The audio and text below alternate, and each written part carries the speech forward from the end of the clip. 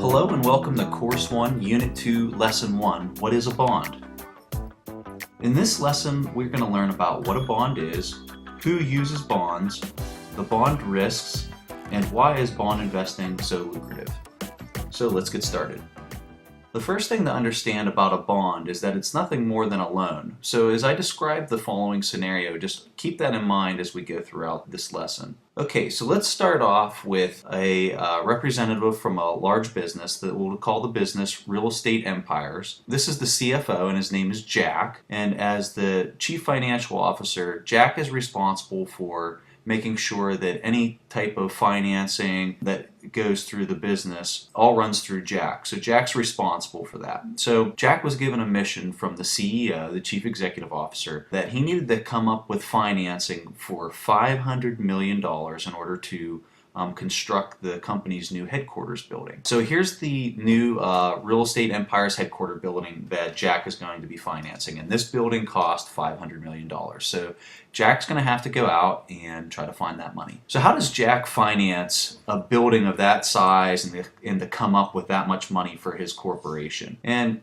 like anything else, he would start at the bank. So Jack would go to the bank and he would sit down with personnel from the bank, and obviously he'd be meeting with some pretty high level people for a loan of that size. And what they'd do is they'd sit down and they'd look at all the things that we reviewed during Unit 1 when we were assessing the value of a stock. The bank would do a very similar thing where they'd be looking at the health of the company. That would be the first step that the bank would do to even see if they could lend that amount of money to a corporation like this. So let's say that after Jack had sat down with representatives of the bank and they determined that Jack's company was healthy enough in order to take on a loan of that size of $500 million, which is enormous. The bank decides that they're going to go ahead and facilitate that loan. How the bank is going to issue that money to Jack's business is they're going to do it through bonds. And so what I did is I just created kind of a generic bond here. And what the bank's going to do is they're going to make 500,000 bonds, and each bond has a par value of $1,000. And what the bank's going to do is they're going to take these slips of paper, these bonds, and they're going to sell these bonds to investors. And the money that the investors pay them through these bonds is going to be the same money that the bank hands over to Jack. So the bank creates 500,000 bonds, and each bond is $1,000. When you multiply those numbers together, you get the $500 million that Jack would be going after in order to build the headquarters building. So what the bank does is the bank comes up with a rough coupon rate, and let's just say that it's 5%. Based off of the risk and the interest rates that are all happening during the time when Jack would have gone to try to get the loan. And so based off of that, they're going to go ahead and issue a bond at 5%. So as Jack comes in, he's going to come back to the bank, and the bank's going to sit down, and the bank at this point hasn't issued any of the bonds yet, but they're still going to facilitate the loan. They're going to go ahead and give Jack's company the $500 million that they need in order to start financing and building the building that they need. After they do that, after they give Jack his $500 million, they're now sitting on those 500,000 bonds that they're going to distribute and start selling to investors.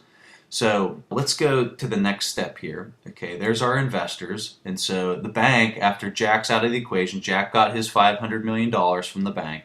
And now the bank is going to go ahead and issue and start selling these 500,000 bonds to all sorts of investors. Now, one investor might buy 1,000 bonds. The next person might buy 100 bonds.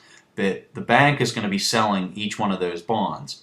And the bank, instead of charging $1,000, they might charge $1,005 for each bond sold.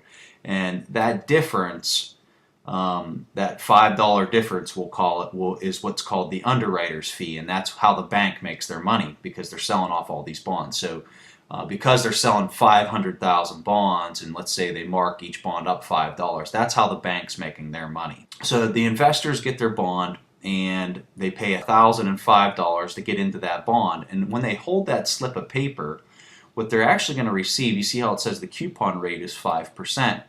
And so they're going to receive 5% on their $1,000, okay, and the 5% goes off the par value, not the price that they paid for the bond.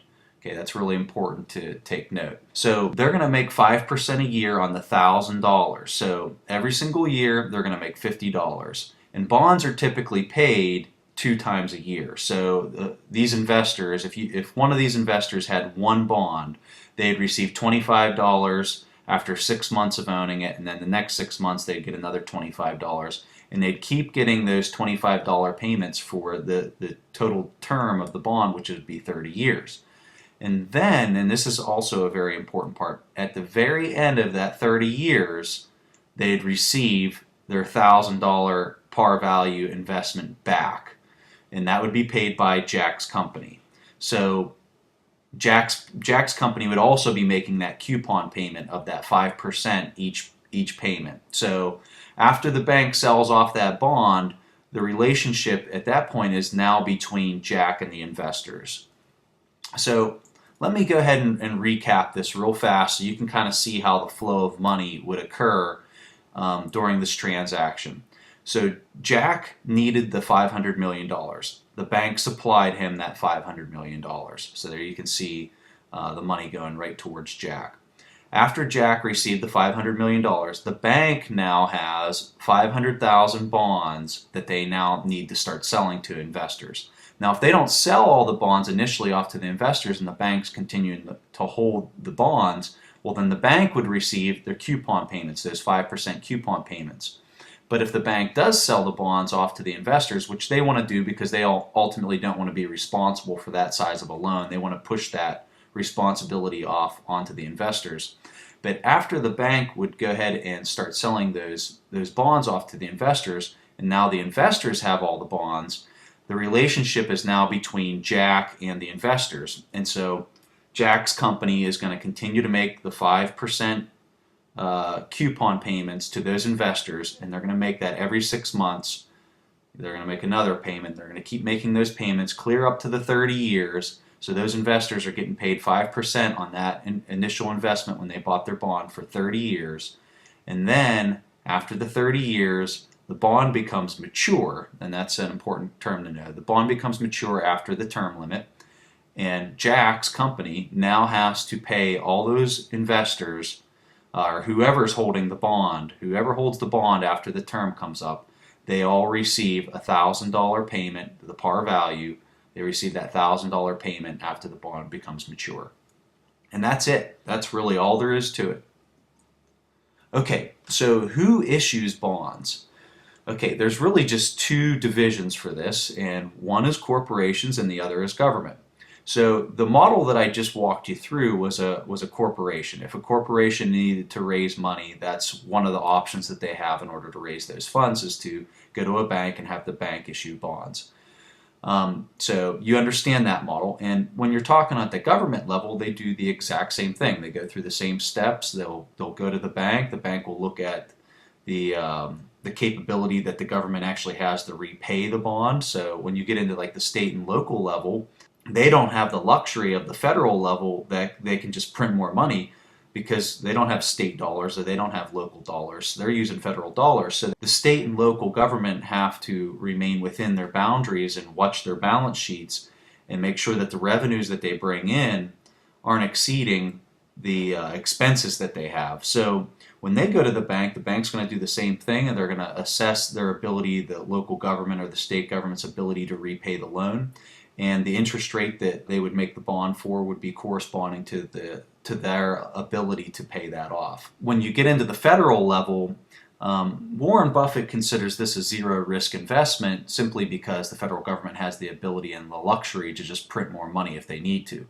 Now, that causes inflation in the long run, but we'll talk about that later on as we get into some of the more advanced lessons in the second course on this website. But all you really need to know is, generally speaking, the federal government's bond is considered zero risk because they can just print more money in order to fulfill the coupon payments. So speaking about the risks associated with bonds, the thing you got to really think about are these three things.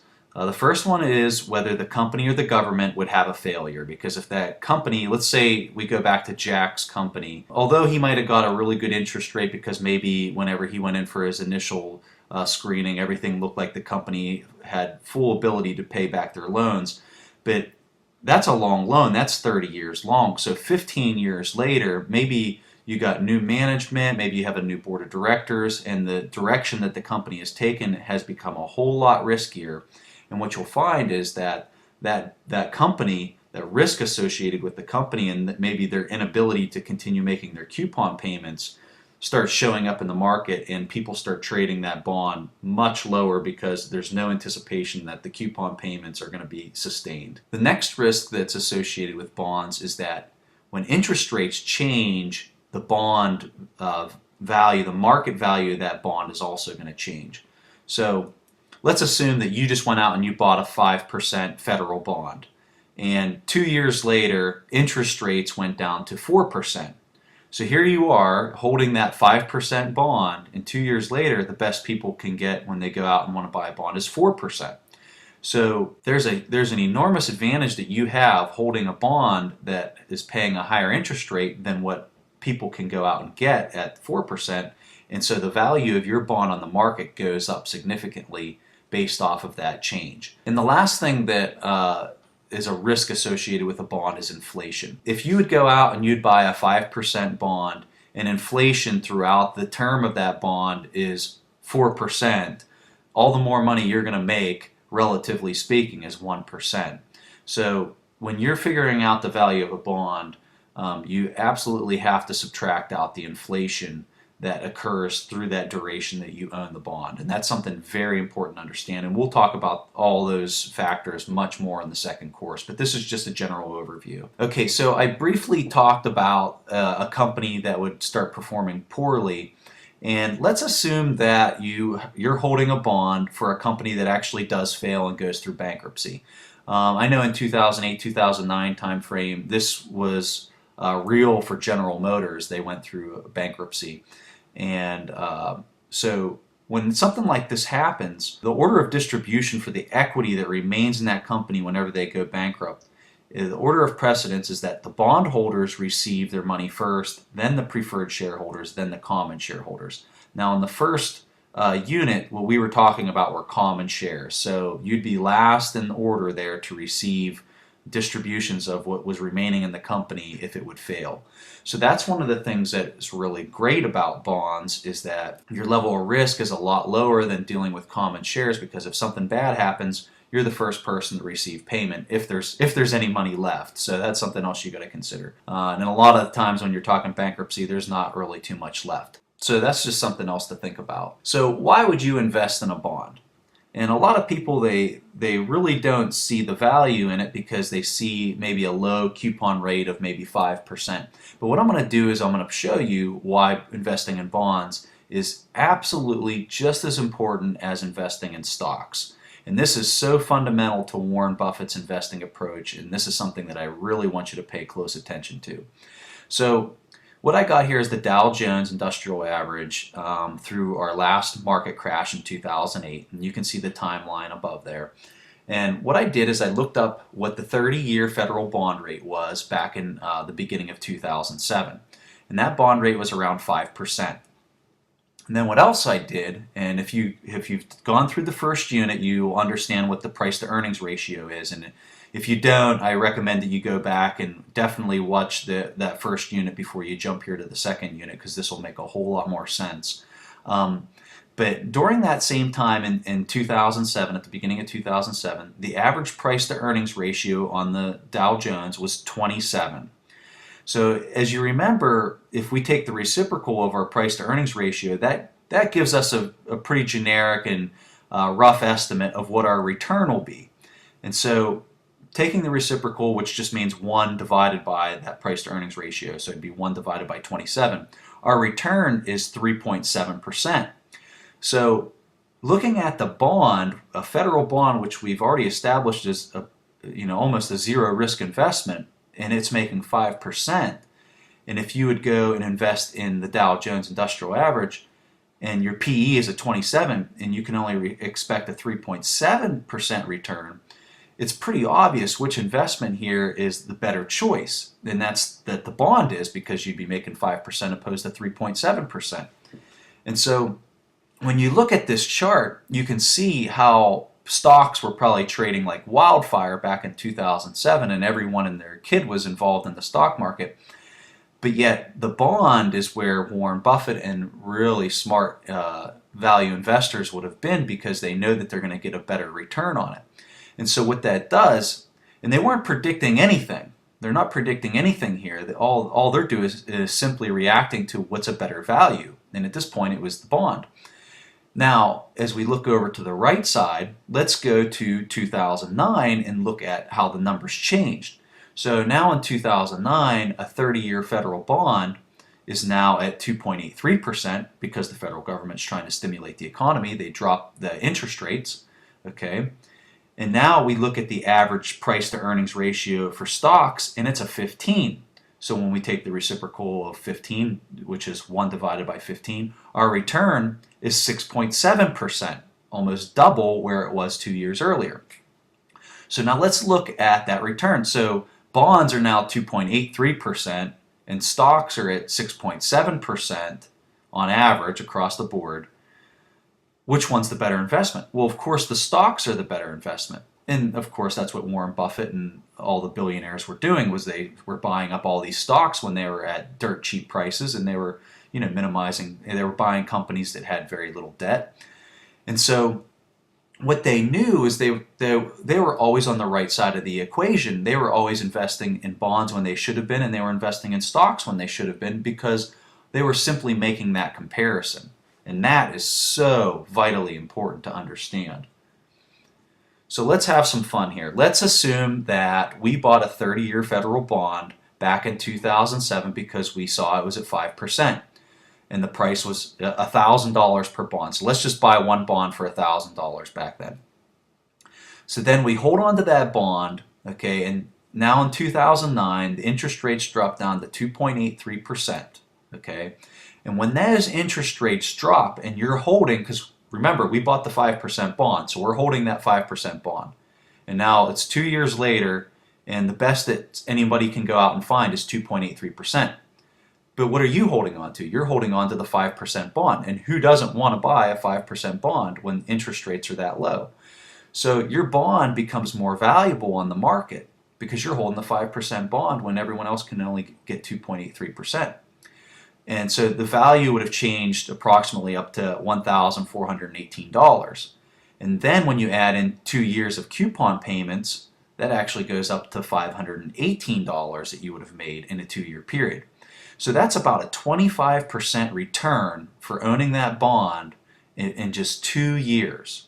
So that's why investing in bonds is so important, and just it's equally important to Warren Buffett's investing approaches as much as stocks, but unfortunately a lot of people don't talk about that and they really don't understand how he's doing that, but this is what he's doing. So why invest in bonds? And what I just said, understanding bonds is just as important as understanding stocks. And what you're going to find is that a lot of the times when the stocks are really high, the bond prices are really low and of great value, and vice versa. You're going to see the exact opposite whenever the bond prices, when interest rates are really low and no one's trading on the stocks, that's when you really want to be involved in the stocks. So that concludes the first lesson of Unit 2. We learned what is a bond, we learned who uses bonds, we learned about bond risk, and why is bond investing so lucrative. And I really hope that this, it might have moved a little too fast, but just kind of stay with things. I wanted to get everything out on the table so that you could kind of understand where I'm going with this. So I hope to see you in Lesson 2.